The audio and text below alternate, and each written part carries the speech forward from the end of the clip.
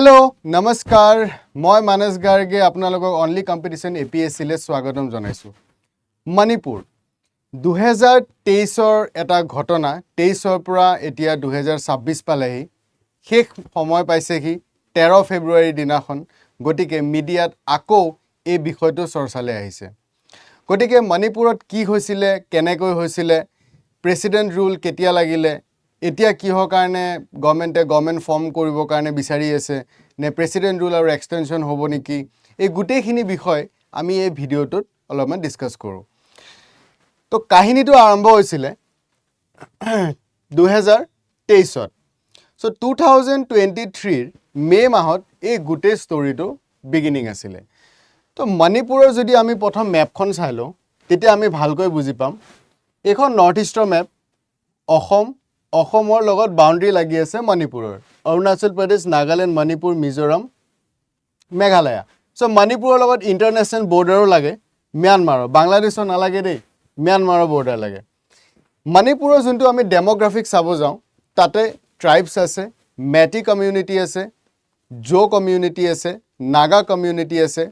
Kuki communities আছে তো গুটে মণিপুৰখন যদি চাওঁ মণিপুৰ এটা ভ্যালি এৰিয়া আছে আৰু হিল এৰিয়া আছে ভ্যালি মানে পাহাৰ চাৰিওফালে ধৰি লওক আৰু মাজত হিল সৰি ভ্যালি সো ভ্যালিত মোস্টলি মেটি কমিউনিটি মানুহখিনিয়ে বাস কৰে ঠিক আছে আৰু সেই ভ্যালিখিনি আছে মোটামুটি 10% সো 10% ল্যান্ড এৰিয়াত more than 50% মানুহ বাস কৰে আৰু হিলি এৰিয়া যোনখিনি আছে সেইখিনি মোটামুটি 90% এৰিয়া আৰু সেই এৰিয়াখিনিত বাস কৰে কুকি নাগা ট্ৰাইবস ওকে বুজি পালে এতিয়া কথাটো হৈ গল কুকি নাগা জো এই গুটে কমিউনিটিখিনিৰ লগত আছে এসটি স্ট্যাটাস ঠিক আছে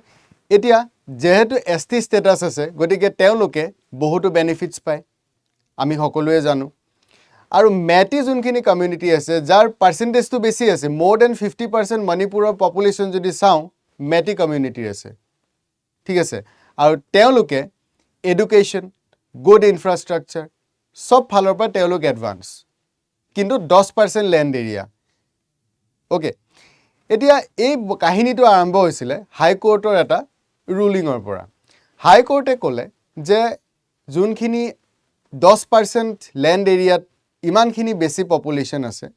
গটিকে এই বস্তুখিনি অকমান আমি চেঞ্জ কৰিব লাগিব গটিকে এসটি স্ট্যাটাসটো দিব পাৰি নেকি গভৰ্নমেন্টে অলপমান চাব লাগে তো এই ইস্যুটো লৈ পেলাই গুটে কাহিনীটো আৰম্ভ হ'ল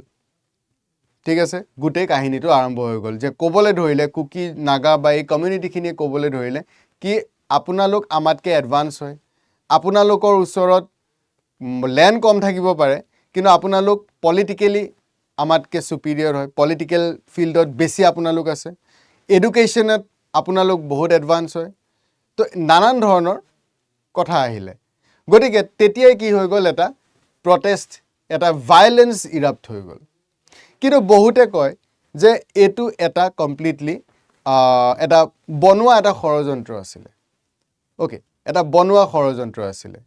মেইন যোনটো কথা আছিল হেতু আছিল ড্ৰাগছ ইকোনমি যোনটো ড্ৰাগ ইকোনমি বুলি আমি কওঁ কাৰণ হেকাৰণে মই ম্যাপখন প্ৰথম দেখুৱাইছো মণিপুৰৰ এই এৰিয়াটো যদি চাওঁ গোল্ডেন ট্ৰায়াঙ্গলত পৰে ঠিক আছে গটিকে ড্ৰাগছৰ এটা বহুতো ডাঙৰ কাৰোবাৰ ইয়াত থাকে সো আপোনালোকে জানে গোল্ডেন ট্ৰায়াঙ্গল গোল্ডেন ক্ৰিসেন্টৰ কথা গটিকে এই ফালেদি ড্ৰাগছৰ গুটে যোনটো বিজনেস হেতু চলে আৰু ড্ৰাগছৰ বিজনেসটো মোস্টলি মণিপুৰৰ এৰিয়াটোত যোনখিনি কুকি নাগা ট্ৰাইবস আছে তেওঁলোকৰ ওচৰত আছে এতিয়া যদি মেটি কমিউনিটিখিনিকো যদি ইকুৱেল ষ্টেটাস দি দিয়ে দেন সেই মানুহখিনিয়ে হিলছত মাটি কিনিব পাৰিব নহয় জানো হিলছত যেতিয়া মাটি কিনিব পাৰিব আল্টিমেটলি যোনখিনি বৰ্তমান হিলছত আছে তেওঁলোকৰ পাৱাৰটো কমি গল নে নাই কমি গল আৰু যেতিয়া ইকোনমিক ইন্টাৰেষ্ট হাৰ্ট হয় তেতিয়া জেনুইনলি কি হ'ব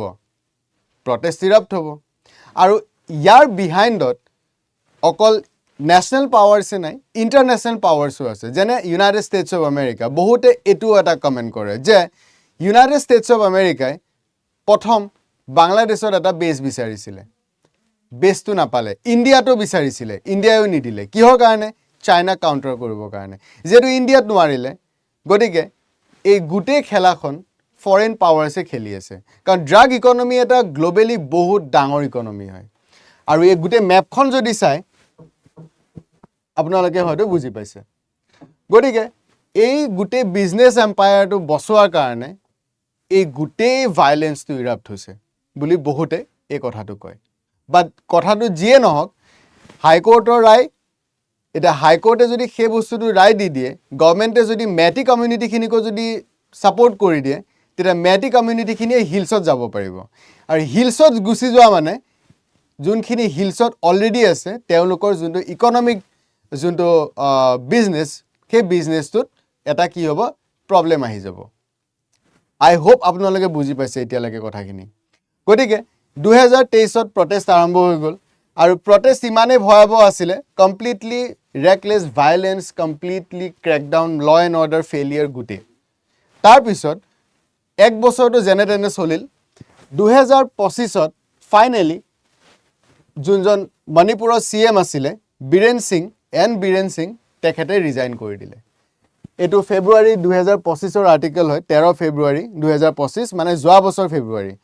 তাৰ ঠিক 5 দিনমান আগত 13 তাৰিখৰ ঠিক 5-6 দিনমান আগতে এখেতে ৰিজাইন কৰি দিলে আৰু মণিপুৰত লাগি গ'ল প্ৰেচিডেণ্টছ ৰুল অবভিয়াছ কথা আমাৰ আৰ্টিকেল 356 অফ ইণ্ডিয়ান কনষ্টিটিউশ্যনত লিখা আছে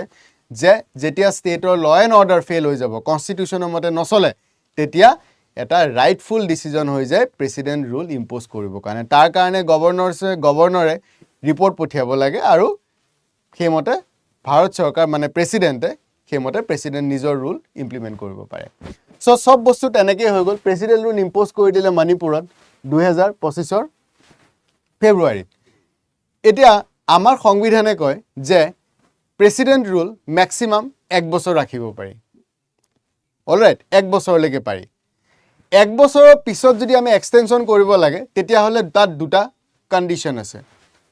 দুটা কণ্ডিশ্যন তাত লগোৱা আছে সেই দুটা কণ্ডিশ্যন হৈ গ'ল এক নহয় দেশত নেশ্যনেল ইমাৰ্জেঞ্চি লাগি থাকিব লাগিব নহবা ইলেকশ্যন কমিশ্যনে চাৰ্টিফাই কৰি দিব লাগিব যে এছেম্বলি ইলেকশ্যন তাতে হ'ব নোৱাৰে বুজি পালে দুটা কাৰণ এইটো অৰিজিনেলি নাছিলে 44 কনষ্টিটিউশ্যন এমেণ্ডমেণ্ট কৰি পেলাই এই দুটা ক্লজ বহাই দিলে এতিয়া কথা হ'ল নেশ্যনেল ইমাৰ্জেঞ্চিও নাই কাৰেক্ট আৰু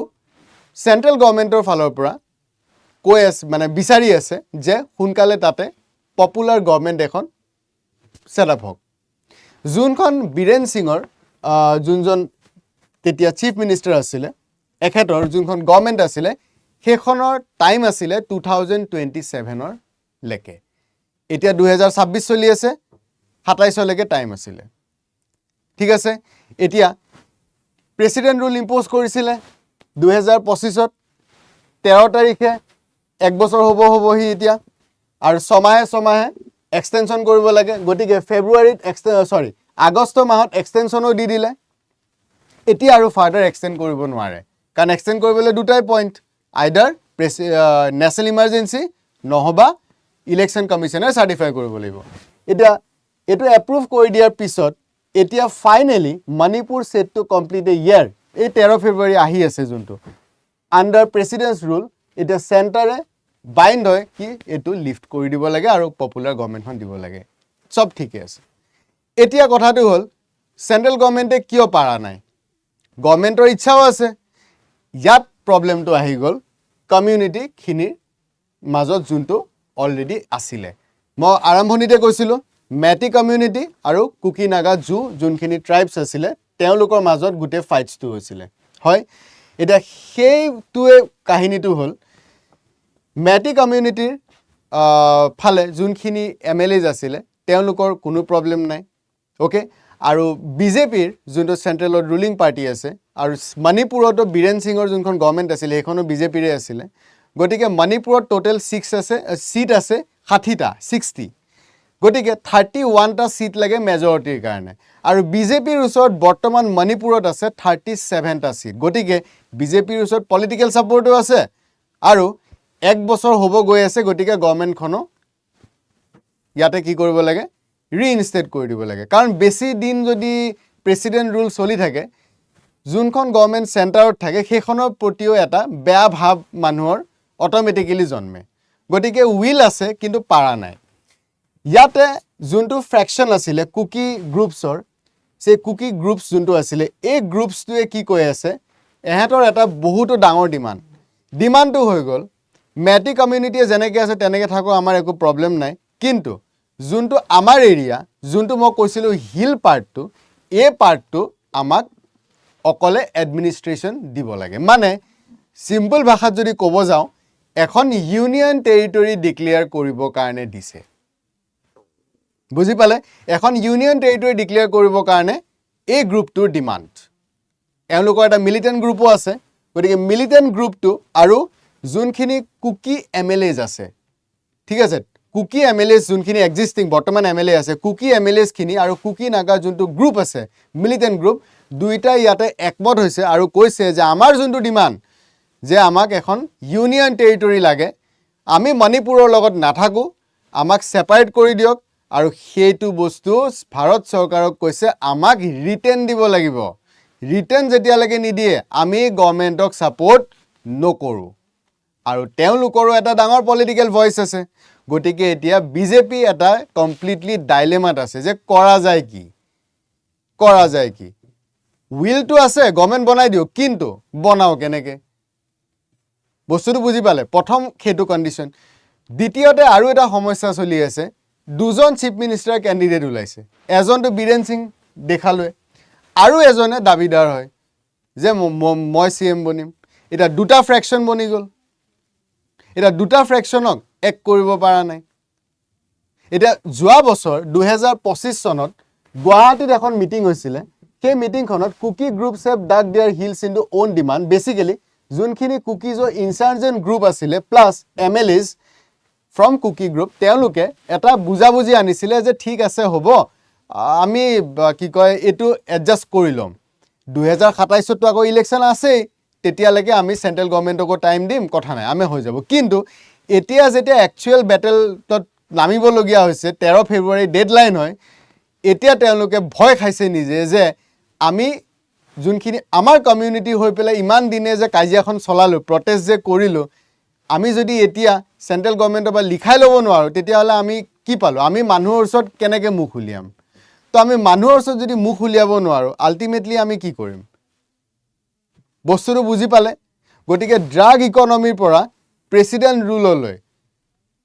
বৰ্তমান এই গেমটো চলি আছে গতিকে এতিয়া 13 ফেব্ৰুৱাৰীত কি হয় সেইটো লক্ষণীয় হ'ব আৰু সেইটো হোৱাৰ পিছত মই ইয়াৰ পিছত কি হয় আমি সেইখিনি ডিছকাছ কৰিম so' till then thank you so much